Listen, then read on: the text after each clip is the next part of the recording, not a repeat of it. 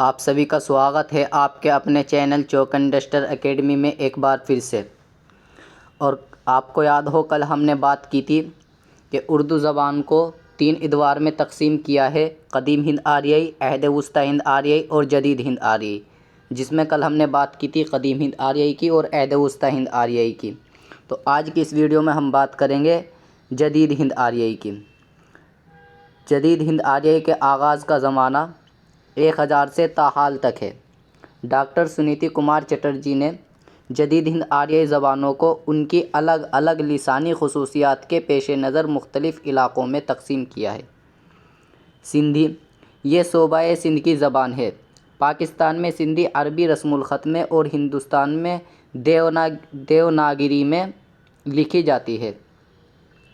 جدید ہند آریائی زبانوں میں یہ واحد زبان ہے، اس پر عربی کا براہ راست اثر پڑا ہے۔ لہندہ یا مغربی پنجابی، یہ مغربی پنجاب کی زبان ہے۔ پنجابی کی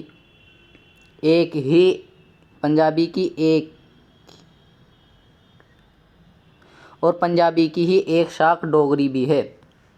گجراتی، یہ گجرات میں بولی جاتی ہے۔ راجستھانی، راجستھان میں مارواڑی، جے پوری، میواتی اور مالوی وغیرہ آتی ہیں۔ مشرقی ہندی، مشرقی ہندی میں ماگدھی، اودھی، بگھیلی اور چھتیس گڑھی بولیاں شامل ہیں۔ مغربی ہندی، گریرسن نے مدھیہ پردیش کی زبان کو مغربی ہند کا نام دیا ہے، جس نے سب سے پہلے مشرقی اور مغربی میں فرق کیا ہے۔ مغربی ہندی کا براہ راست تعلق شورسینی اپبھرنش سے ہے۔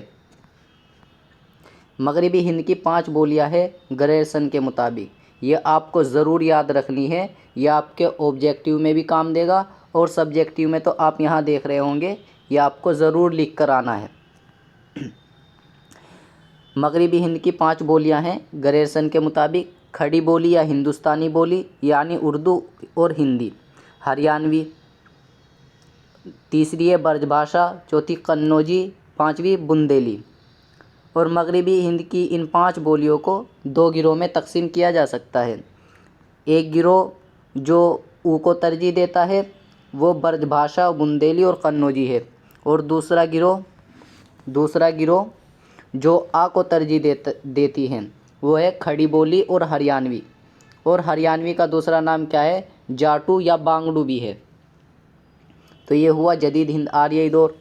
اب اگر ہم بات کریں اردو کے متعلق نظریات کی تو چند نظریات ہم دیکھ لیتے ہیں، جیسا کہ محمد حسین آزاد نے اپنی کتاب آب حیات میں کہا ہے کہ اردو برج بھاشا سے نکلی ہے۔ یعنی محمد حسین آزاد کا نظریہ ہے کہ اردو برج بھاشا سے نکلی ہے، اور محمد حسین آزاد کے مطابق ہی اردو شاہجہاں کے عہد میں تکمیل کو پہنچی۔ اور میر امبن کی بات کریں تو میر امبن کے مطابق اردو اکبر کے عہد میں پیدا ہوئی اور شاہجہاں کے زمانے میں اس نے فروغ پایا۔ بات کریں محمود شیرانی کی تو محمود شیرانی نے اپنی کتاب پنجاب میں اردو میں یہ خیال ظاہر کیا ہے کہ اردو کی داغ بیل پنجاب کے علاقے میں پڑی ہے۔ ڈاکٹر بخاری نے اردو کی جائے پیدائش اڈیشہ کو قرار دیا ہے، اور شوکت سبزواری نے 2 آب یعنی گنگا و جمنا کو اردو کا مسکن قرار دیا ہے۔ اسی طریقے سے مسعود حسین خان نے سرزمین دہلی اور اس کے گرد و نواح کو اردو کی جائے پیدائش قرار دیا ہے۔ اور سید سلیمان ندوی نے اپنی کتاب نقوش سلیمانی میں اردو زبان کے آغاز کا صحرا سندھ کے سر پر باندھا ہے۔ تو یہ کچھ نظریات ہیں، ان کے علاوہ اور بہت سارے نظریات ہیں جو آپ لکھ سکتے ہیں۔